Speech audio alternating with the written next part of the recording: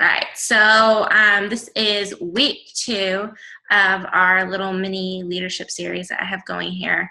And again, these were chapters that I chose specifically because I feel like they're extremely important, but they're not really talked about much. Last week we did momentum, and I feel like it's something that's talked about a lot, but not really talked about how to create it. And then this week we're going to be talking about priorities, which is all about how to prioritize not only your life, but your business, and using your leadership skills to delegate. And then next week, what are we talking about next week? Sacrifice, which I feel is something that's not really talked about a lot either, and is extremely important, especially for new leaders. So again, I am raw and fresh out of yoga. It got out a little late, so I didn't even have time to throw on a hat. But you know what? We're going to roll with it. That's okay. This is real life. I'm prioritizing because I love yoga. I'm going to talk about that. Okay, so I'm going to start off. I like to start off always with a quote. And again, this is from John Maxwell's 21 Irrefutable Laws of Leadership. And his first quote talking about priorities is, leaders understand that activity is not necessarily accomplishment. So activity, being busy, is not necessarily accomplishment. I'm going to go ahead and mute everybody so I don't have any background noise. Okay. So leaders never advance to a point where they don't need to prioritize. Okay, we might feel like we work really hard, and we might have that vision in our heads that once we become X rank or making X amount of money or have X amount of people on our team, we're just going to be able to kind of do whatever we want to do. But we never stop prioritizing our lives. In fact, it becomes even more important the higher you get in this company and the higher leadership position that you have anywhere, the more that you have to prioritize and the more that you have to delegate. So why is prioritizing important? So prioritizing enables you to increase your focus while reducing your number of actions. Okay? Reducing your number of actions. Who doesn't want to do less? Now, I'm not saying you can be lazy, but we're not talking busy work here. Okay, you might feel like you're working your business all the time, going, and you can never feel like you can get ahead. You're just spinning your wheel and you can't get ahead. And so we're going to talk about getting more focused, figuring out what is necessary, what needs to be done, and prioritizing that so that you can do less actions and actually become more productive. So I'm going to read a few notes here. But on that topic is, we're all busy. We're all a mom, or we have a job, or, we have family, we have friends, we have a life. Other things are very important to us, and I'm going to talk about that. But we need to learn how to prioritize our life and fit it into our business and make our business less busy. So let's talk about why people don't prioritize. Well, one is they don't really understand that it's all that important. But one is we equate busyness with productivity, which is kind of the quote I said in the beginning, busy bees equal being productive, right? Well, not necessarily. Number 2 is that prioritizing leaders have to continually think ahead, know what's important, know what's next, and see how everything relates to the overall vision. So it takes actually a lot of extra work, and more so extra work, more forethought. You have to think about it ahead of time. You can't just rush into things. And so I think that people just don't necessarily realize that prioritizing takes time and it takes thought. So last week I talked about the story of the high school teacher in East LA. And again, I said I really wasn't going to tell a story every week, but without further ado, I am going to tell a story again this week because this is one of my favorites. I actually reference it often, and it's one that really influenced me. Actually, this entire law, this entire chapter has heavily influenced me, and I'm going to talk about that in a little bit too. So I'm going to read a little bit for you guys, just some high points of this. So this story is talking about Coach Wooden, who is a former Notre Dame football coach. So I know nothing about sports, but this is still super inspirational.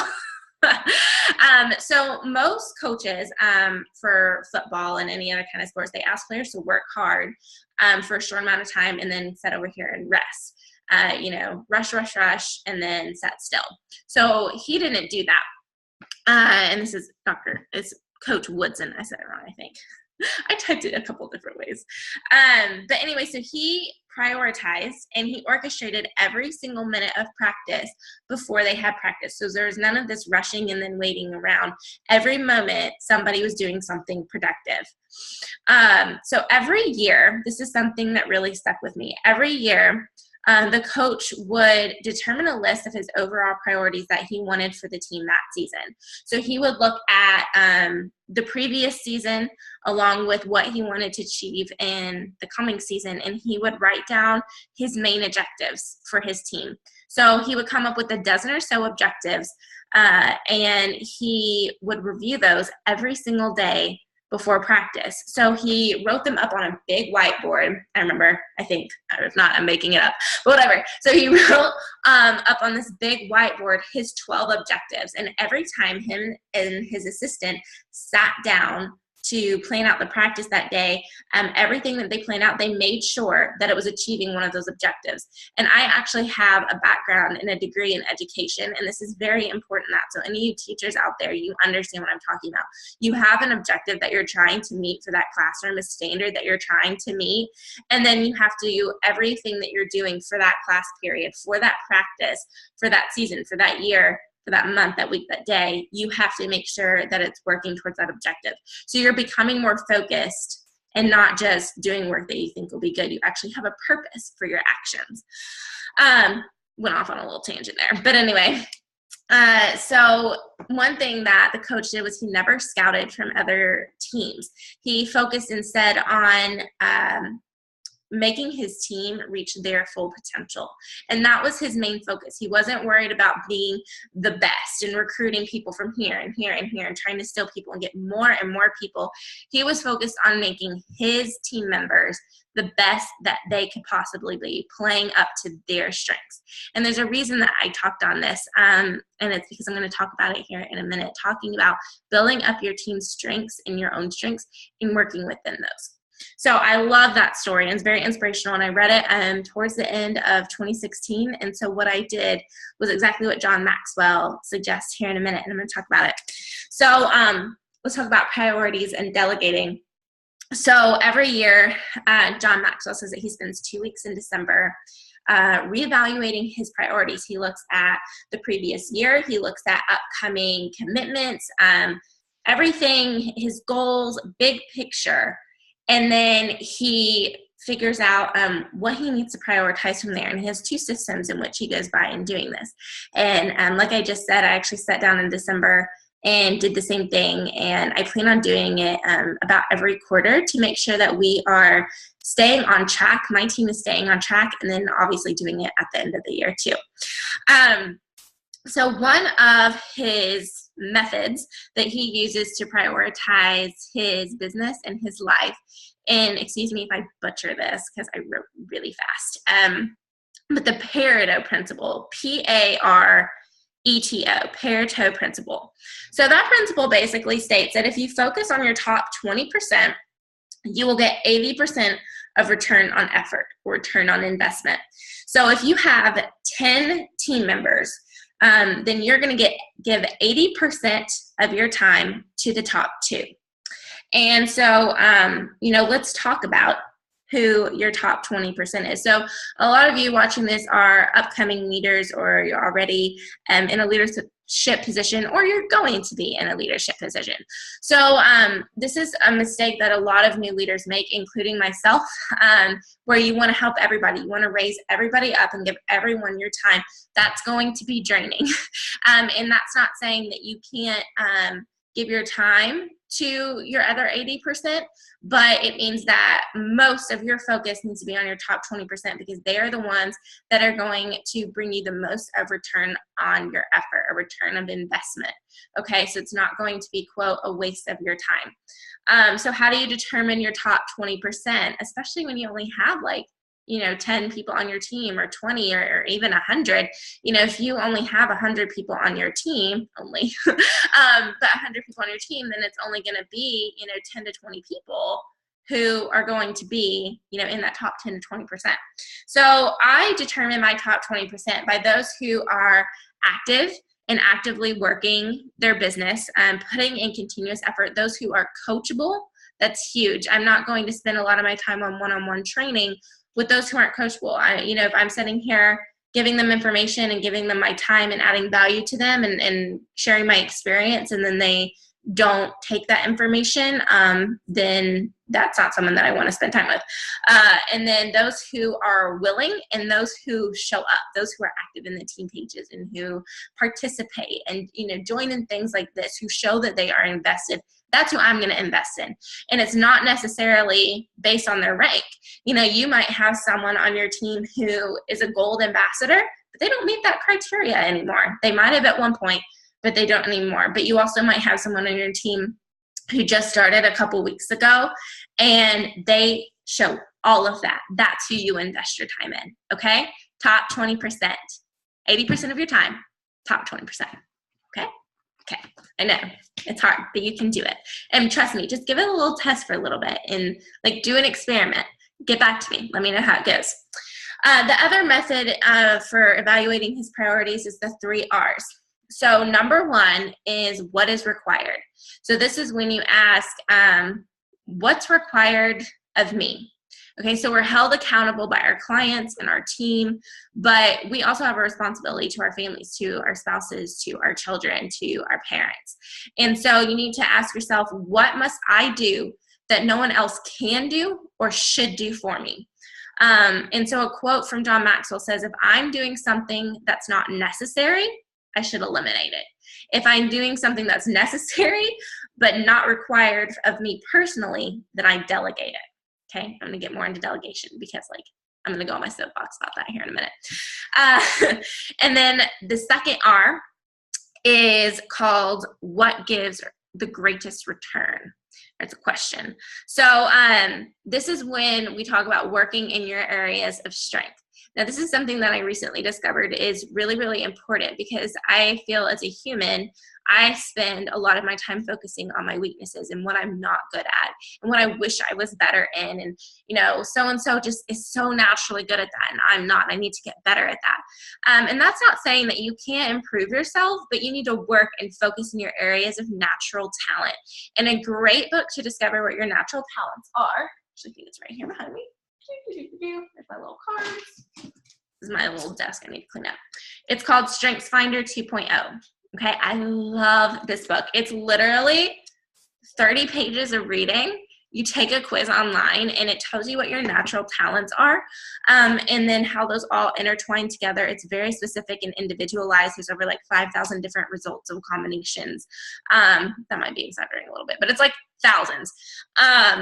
And then you can also have your team read it, and you can discover what their natural talents are. And you can put them in places where they're going to work best. And when people are working in their areas of strength, they're more content, they're more productive, and they're just going to reach more potential. They're going to do the best possible in that situation.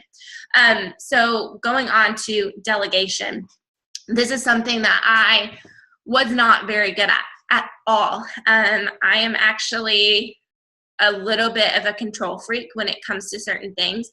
So not necessarily with my house. In fact, the camera is facing this direction for a reason.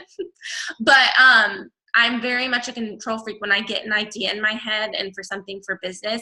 I want to do it myself because I want to do it right, And I feel like a lot of people can relate to that. And so learning to delegate was a difficult task for me, but I just had to make myself do it and trust in my team and trust in their abilities, but more so trust myself not to micromanage with it.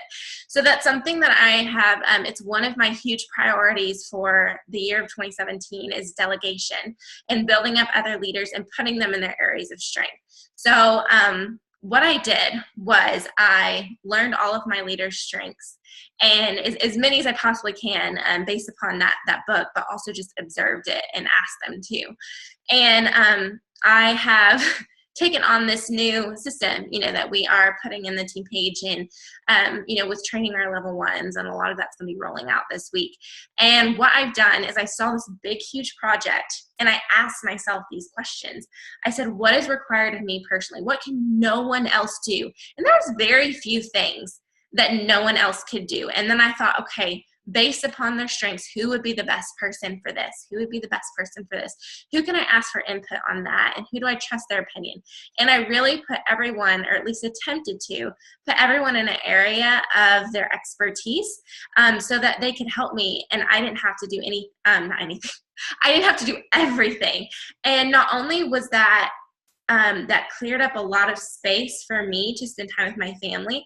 I was less stressed. I didn't have to be spending every single second on something that, honestly, someone else could do even better than I can. And so I thought, who can do this better than I can? And I put them in that area. And this is actually from the book, is a practical application of priorities, and putting this into play is, if something can be done 80% as well as you can do it, then delegate it. Or if someone has the potential to do it 80% as well as you can, then you train and develop that person so that they can reach that requirement. So that is what I've been trying to focus on, and I have loved it, you guys. I love working with other people. I love building them up, building up their leadership skills, building up their knowledge, building up just their confidence in general, and telling them that they can do this. And really delegating has just been so empowering, not only for my team, which is my sole purpose, but also for me, because I'm able to bring everything together and get a big job done without doing everything myself, and while not going crazy, and still spending time with my family, which is a huge priority of mine. And what I'm actually getting to with our number 3 is what brings the greatest reward. So we had what's required for number 1, what's the greatest return, and then 3, what brings the greatest reward. So I love what John talks about, John Maxwell, when he says life is too short not to do something that you love. And it's so incredibly true. So you need to really figure out, what is it that's important to you in life? So, some things that I love is I love developing and training other leaders and helping people find their strengths. Like, that is huge for me. I love helping people do that, and kind of goes along the lines of, I love encouraging people, and I love building up their confidence. And I love teaching others how to, I just like teaching in general, but I love teaching others how to treat themselves better and how to treat the earth better. That's something that I'm very passionate about, and that I love talking about and teaching people about. And I love going on dates with my husband, and I love playing with my daughter. I love going to yoga. I love all of these things. But if I don't prioritize my life, I'm not going to have time for any of that. So those are things that, for me, I'm always going to continue to do, no matter what. Those are top priority for me. And thankfully, a lot of those play into business, but that's what fills my cup. That's what brings passion to my life. And that is what keeps me going through the things that I don't necessarily love as much. So making sure that you figure out what's important to me, what do I love, and what is always going to be top priority for me, so that you can put those things first. And then you do what you absolutely have to do and no one else can do. And then everything else, you figure out what can be done by someone else just as well, or at least 80% as well, and you delegate that. Okay, so I really encourage you guys to learn the art of delegating, even if it's with a sideline at this point. If you have a project in mind, practice your leadership skills, if you don't have a team, by getting together some of your sidelines and doing a project, and taking the lead on that and delegating things based upon their strengths. So this is going to take some planning ahead of time. This is going to take some extra thought, not only in your own life, but also, with others, and where you can play up their strengths and help them build that up. So let's see if there's anything else I wanted to finish on with that. There is. Okay. So this is the kind of the take action that he suggests in this book. And I love this part. It gives you practical application. So he says, review a list of all the trips that you made last year for your business, all of the projects that you worked on, events and daily tasks that you did in 2016. And then ask yourself these questions, okay? So I want you to make a big long list, look over your calendar, figure out what it is that you did all of last year. And if you just started recently or whatever, look at what you've done up from the time that you started your business. And then ask yourself, what is required of me? Only you. No one else can do it, just like that question above. What gives the greatest return? Obviously. What brings the greatest reward? And then there's a few more. What can be delegated? Okay, that's huge. What needs to be stopped altogether? So if it can't be done by somebody else, like if it's being done and it doesn't need to be done and it shouldn't be done by anybody else, then just stop doing all the other. So what needs to be stopped? How can I define my top 20%? And then who can keep me accountable for all my priorities? So making sure that you're keeping your priorities straight as a leader is something that's difficult to continually do, because I feel like we can get caught up in kind of the sweeping of things. So who's going to keep you accountable for that? For me, that was Ashley, who is not only my running partner, but my best friend. And I tell her what my priorities are, what my objectives are for not only myself, but for my team and for our team. We came up with objectives for our team as a whole together as running partners. And every time we get ready to do a new project, we say, okay, does this go in line with our priorities? And then every day when I get ready to do my work, does this go in line with our main objectives that we had for the year for ourselves and for our team?